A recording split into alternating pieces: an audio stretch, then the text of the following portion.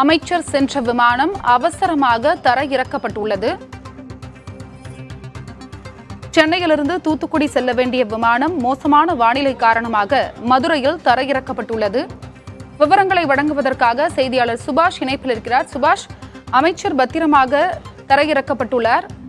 அவர் தன்னுடைய வீட்டிற்கு சென்று விட்டாரா? என்ன விவரம்? மற்ற பயணிகளின் விவரம் என்ன? அருணா, இன்று சென்னையிலிருந்து சரியாக 6 மணி அளவில் தூத்துக்குடி புறப்பட்ட விமானத்தில் 77 பயணிகள், அமைச்சர் ஏவா வேலு 77 பயணிகள் பயணி சென்றுள்ளனர். அந்த நிலையில் தூத்துக்குடி மாவட்டத்தில் தொடர்ச்சியாக கனமழையின் காரணமாக, அதிகமான மேகமூட்டம் காரணமாகவும் அந்த பகுதியில் விமானம் தரையிறங்குவதற்கு மோசமான வானிலை காரணமாக 20 நிமிடத்திற்கு மேலாக அந்த பகுதியில்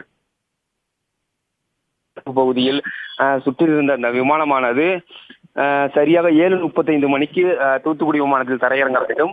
ஆனால் நீண்ட நேரமாக அந்த வானிலை மாற்றமானது சரியாத நிலையில் தற்போது அந்த விமானமானது அந்த தரையிறங்க ஆபத்தான சூழ்நிலை ஏற்பட்டதன் காரணமாகவும் தொடர்ச்சியாக 8 மணி அளவில் மதுரை விமான நிலையத்தில் தரையிறக்கப்பட்டுள்ளது.